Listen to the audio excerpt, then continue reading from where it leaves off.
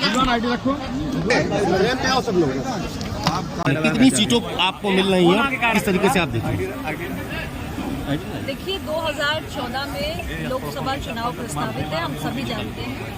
और हमारे एनडीए गठबंधन की शानदार जीत हर सीट पर सुनिश्चित हो, उसके लिए हमारी अपनी पार्टी, अपना दल के संगठन में भी निरंतर मजबूती आए, इसका प्रयास हम कर रहे हैं। लगातार पार्टी के विभिन्न मंडलों में, जिलों में इसी प्रकार बड़ी बड़ी जनसभाओं का, कार्यक्रमों का आयोजन किया जा रहा है।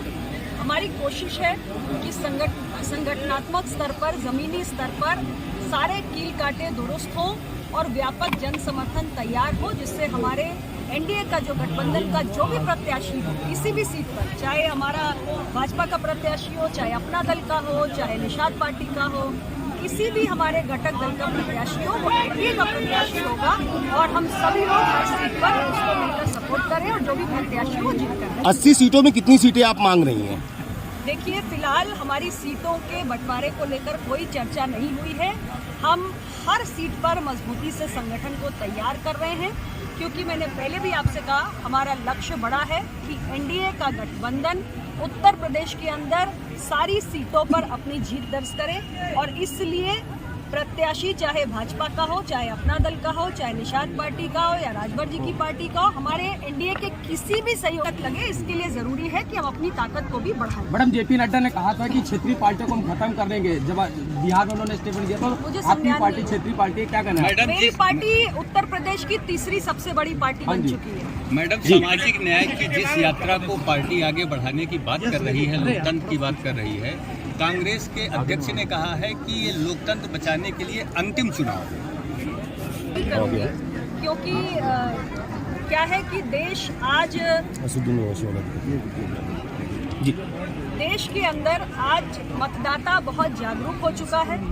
उन्होंने 2004 से लेकर 14 तक के बीच में जो यूपीए सरकार का कार्यकाल रहा उसको भी देखा, और जो हमारा 2014 से लेकर आज 2024 के बीच में एनडीए सरकार का कार्यकाल है उसको भी देखा। हमारे कार्यकाल की तुलना जब यूपीए सरकार के कार्यकाल से करते हैं तो देश के मतदाता इतने जागरूक हैं कि वो उस अंतर को महसूस कर पा रहे हैं कि हमने सिर्फ गरीबी हटाओ का नारा नहीं दिया, बल्कि 25 करोड़ गरीबों को गरीबी रेखा से बाहर निकाल कर खड़ा कर दिया, क्योंकि 10 वर्षों में गरीब का कल्याण हमारी सरकार की प्राथमिकता रही, और लगातार एक के बाद एक ऐसी योजनाएं चलाई गई जिससे गरीब के जीवन में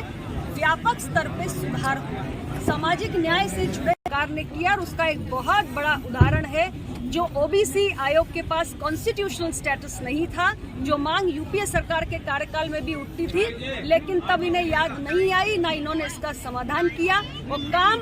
कॉन्स्टिट्यूशनल अमेंडमेंट लाके हमारी सरकार ने किया। नीट के अंदर ओबीसी का आरक्षण लागू नहीं था, ये विषय भी कांग्रेस सरकार के समय का है, यूपीए की सरकार के समय का है, इसका समाधान भी हमारी एनडीए की सरकार ने किया। तो जनता